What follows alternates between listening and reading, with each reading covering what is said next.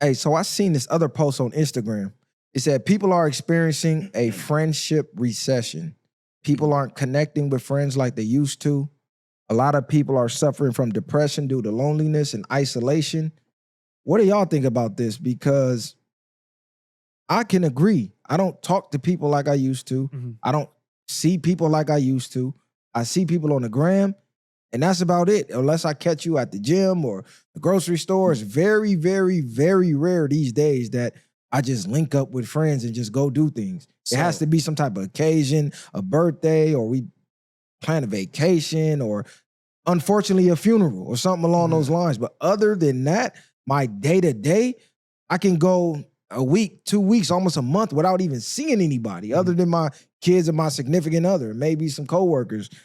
It's getting kind of crazy. I believe, well, we're at the CG, you and I are at the age where that's what we're supposed to do. We grown men, we the head of households. You know what I'm saying? You kind of don't have a lot of free time to waste because, you know, you working, you getting your money, you being a family man, and then you shooting a podcast. So you kind of working on your purpose. When you working your purpose, you don't really have too much free time. Another thing I say is COVID has made it very convenient for us to be isolated. At first, we were all outside, like you just said. Remember how we used to talk about how LA used to be lit? Then kind of COVID kind of shut it down. We haven't bounced back since then.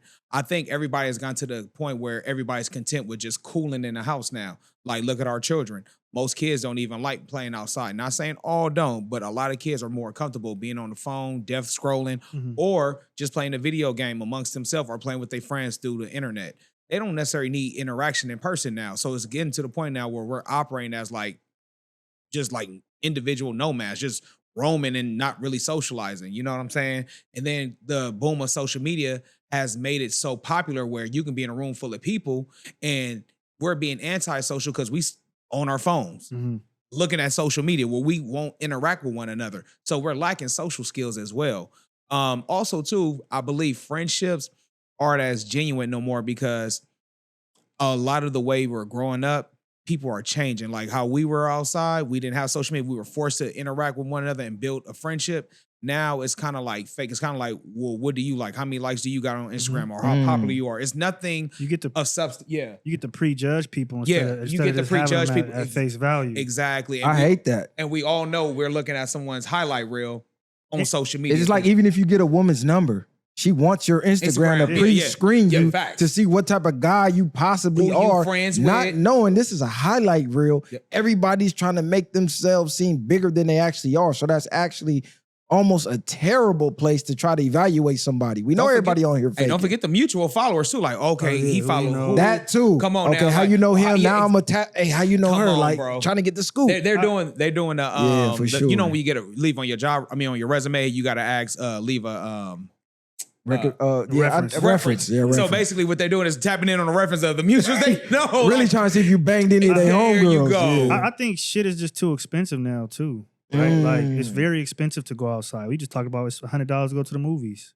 And if the wages aren't moving up, then it's kind of hard to go outside and see each other and do things because of that. And then I think social media, you know, at a point in time, it was very performative, and now people are tired of performing, even if they're not saying it. People are getting tired of performing, tired of popping out and making it seem like life is this, you know, which is great, but trying to make it seem like a highlight reel 24/7 when it's not. So we're at a point where I think, like you said, people have came to terms with, I'm cool with working a 9 to 5, being in the house, chilling with my kids, or you know, going to the park, doing things that actually matter, and kind of just working on the people within instead of trying to go out and make these connections, because that shit can be draining and it could put you in a lot of situations that are draining. So I feel like it's a mix of a lot of things. People are tired of performing, you know, money's low, expenses are high, and that's just where we're at. And then always comparing. I think a lot of people maybe don't want to pop out because it's like, well, shit, I don't want to pop out till I'm on, right? Till I really got it like that. And I'm looking at bro over here, he got it like that. So let me hunker down even more and lock in even more. You look up, it's a year later, you ain't went and seen grandma, or you ain't went and kicked it with your cousins or whatever it is, because you're on your time and trying to remember like how family reunions used to be so simple. You play a game of dominoes, spade, kids play tug of war or the potato sack race. Like it's like we kind of like lacking just the small things in life now. We don't appreciate those type of things. So I remember kids used to play football in the middle of the street, sideline popping, all that. It just seemed like kids, like we don't value the small things in life. I feel like if it's not like a grand thing, it's kind of like, what is it worth my time even coming out? Because I can do this at home. Because I also seen another article where they said men operate at their optimal peak when they are around their circle at least twice a week. So basically, at least 1 or 2 guys' nights out a week is needed for a man to operate at his highest self. Oh, I can agree with that. You going home to a woman, that's feminine energy, that balance you out. But then you also have kids, so it's kind of like you don't get to have that, that male bond that you need from your homeboys, that reality check, man, how you doing? Just a mental check-in, like, bro, everything cool, but this is going on. Kind of have that honesty. And then your homies go keep it real with you. If you slacking on your macking, like whether if you, getting out of shape, whether if you drinking too much, your homies is gonna tell you really, if they your real friends, they gonna tell you what it is, you know what I'm saying? Yeah, because really think if you're a father, most of your time is gonna be around your wife, your significant other, and your kids. When are you ever around other grown men outside of the workforce? Because that don't really count. We at work. Yeah. I mean, just sitting there with a group of friends, talking about your goals, asking each other for advice, working on each other's mental health. Because, I mean, really, you can't vent to your woman. No. That make you look weak. You can't vent to your kids. You there to solve their problems. Really, your circle is the only ones you can really go to for some type of manly advice. Yep. Who knows what you're dealing with because they live in the same type of life. Because you should be hanging around people with similar goals, similar mindsets on a similar path, and you're all trying to ascend. So a lot of guys don't have that outlet, which leads to a lot of these guys paying these OnlyFans models just to talk because they need somebody to talk to and doing weird shit. I actually think guys, right, like over time become lonelier than women. Like you'll see women go out with their girls, right? They'll take a class, they'll spin cycle, do something, go to the mall, go shopping. Whereas in dudes, most of the times, especially when we get in relationships and I think have kids, we lock in way more. So it's like you look up and you got a kid, you got a wife, your homie got a wife, he got a kid. You going to their family's house, you going to her family's house, y'all doing everything. And then I think after a while, men friend groups kind of dissipate. You still rock with each other, right? But I'm not gonna get mad if you don't show up to the birthday party or the baby shower because I understand life. Whereas in women, they gonna take that personal. They be more catty about so the situation. they feel like they gotta come through. Where we doing our thing so much, you look up. I ain't seen bro in a year. I ain't seen bro in 5 months. But you're so busy trying to fulfill your destiny or your purpose and be that person in other people's lives. And I think that's why men end up at 50, 60, 70 being more alone because we don't really take the time to spend with friends as we get older. We actually have that approach of I'm a grown-ass man. Like you said, like I'm not really going and kicking it with niggas 24/7 or I'm, maybe here and there, but we don't do it as often as women. And so that's where we start to dissipate over time. You get older and you might got 1 or 2 friends, whereas in girls can go and call on people constantly. Bro, you are the sum of the 5 people you hang around the most. So just think about your week. How many adults, males, with similar mindsets are you around? And are you talking to about ways to get your money up, ways to get your business off the ground, ways to sell your merch, like anything that you're working on? How many successful males do you talk to a week? A lot of us sit here and game plan alone, trying to figure this shit out alone. And that's where you get the drinking problems. That's where you get the substance abuse. That's where you get the domestic violence, dude Porn snapping addiction. on his kids. That's where you get the porn addictions. Like the doctors literally said men need this because I really just sit back and think like, damn, if I'm just around my kids and my woman for a month straight, then I finally see the homie. You like an animal on the loose, nigga. Yeah, You no like, facts. oh, God. No facts. Nigga Like, be you ready just to tell me trip. about something. Like let's, man, you get to be so excited when you get around your boys. You get to just start like you kids again, like kids at heart. Like, bro, what's been happening with you? Woo, you know what I'm saying? Because now you can kind of be free. You know what I'm saying? You can speak how you want to speak. You don't have to be as political because you ain't got to worry about offending your wife or, you know what I'm saying, if your children around you ain't got to watch, you got to watch what you say around them, but you can just be freely amongst your homeboys, you know what I'm saying, things like that. And if we can bounce ideas and just, man, I've been going through this and you can give me advice or vice versa, you know what I'm saying? Just the energy, Yeah, right? Like just the energy of being men, barbershop talk. Yeah, fact. With your homeboys. Like it's a difference between being with anybody else. And we do need that to go ahead and, I think, recharge in a way, rejuvenate, come back and be ready to do what you've been doing, you know what I mean, for however many years. Outside of sports and drinking.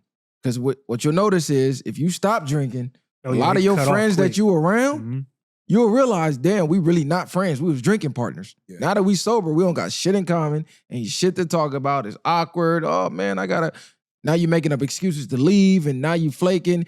Because these men camps, it's been an explosion of men paying thousands of dollars to go through a military-like experience. What they're really seeking is the company of strong type of alpha males. They're seeking that energy. So they're paying money to go get yelled at and screamed at just to feel alive. Because when you're home as a man and a provider, everybody's counting on you. You can't go to your wife for help, nigga. You can't go to your kids for help. No, facts. You start to look weak. Then they stop trusting you. So where else do you go? Well, fuck it, I'm gonna go to this camp and roll through the mud and carry the boats. And it's just crazy, man. It's an unspoken epidemic. Male loneliness is real. It's real. And a lot of men are too ashamed to talk about it. So this is why I'm bringing this topic up. Hey, man, y'all better start getting out there at least one day a week. At least hit the gym for an hour or something. Gym, yeah, that's a good outlet. Because that's what it does. Like, even the camps is, I don't agree with niggas going to camps and getting yelled at by the grown men. Camps is crazy. But what it does is when you get around other men, you get inspired, right? It's like, oh, I see bro doing his thing. I see bro over here doing his thing. I need to be more on my shit. I need to get better. I need to work out more. I need to make more money. I need to, not a jealous thing, but just like, oh man. Like a reality check. Yeah, you doing it. And so that's what keeps men in line, is being around other men, because you might think you the alpha, or you might think you the biggest, or you should always feel that way, but then you get outside and you say, okay, I got something to still work towards, and there's that energy to bounce off of. Whereas if you just by yourself, you might lose that, which I think you have to self-motivate as a man. You have to learn how to do that, because to keep it 100, the journey most of the time is going to be lonely. So you have to learn how to self-motivate. You have to stay stoic, You have to learn how to talk yourself into a better situation. You have to learn how to get up, and when motivation fails, you got to have that discipline. So you got to be like, I don't want to do it, but I'm going to do it anyway. So that also plays a key part into being a man as well. A lot of niggas get by themselves, and instead of talking good, they talk bad to themselves. You know what I mean? They start to let the loneliness eat them up, instead of saying, you know what? I'm going to build a routine. I'm going to do little things to show myself I have consistency and discipline, etc.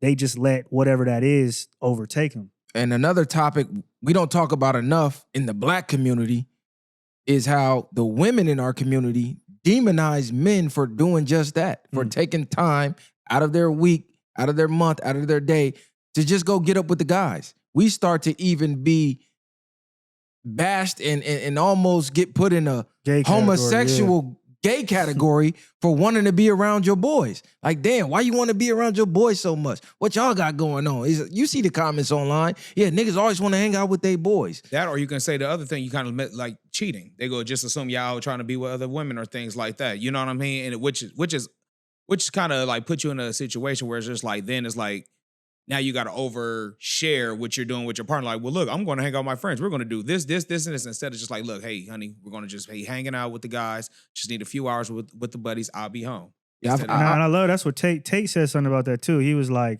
I like being with the guys because I can go on a trip with my brother. We can bring a bag. You know what I mean? Get there. We just figure it out, right? Yeah. Where you with a girl, you with your family, you gotta, I'm hungry, I need this, I gotta do this, I gotta do this. It's so much. When you with your homies, you can just roll rough, low key. Like, we just rolling with the punches. We doing our thing. Facts. We can just go, like, bro, prime example, bro. We were to go to the bar. Lakers is playing tonight, bro. We can probably have a drink, an appetizer, probably spend no more than $40. You get what I'm saying? Your girl there, you come on, bro. Like, McDonald's into $100. You pulling out the credit cards, nigga. Which one I got? Man, bro. Max this one out, max that one out, and try that one. Exactly, bro. Like, because they're so particular just in everything. Like, oh, you eat that, or that's all you get. I'm trying to bring something home. Like, exactly. Man, come on, goddamn. Exactly. Well, lucky for me and my girl got a system. We share everything. Yeah. No, I mean, I'm talking, we share everything. But I'm saying in general, though, bro, we speaking like to the masses. Like, you know, sometimes you get around certain type of women, you know, they kind of judge like, oh, we coming here, like to this place, kind of like Hell deem yeah. it, and it's like, well, it's the spot. You Nah, feel nah, me? yeah, well, that's never just failed simple. me. It's like, yeah, you been here before? Nah, fuck it, let's check it out. Exactly. Like, man, it Yeah, seemed yeah. lit. Let's go in, like, let's go explore.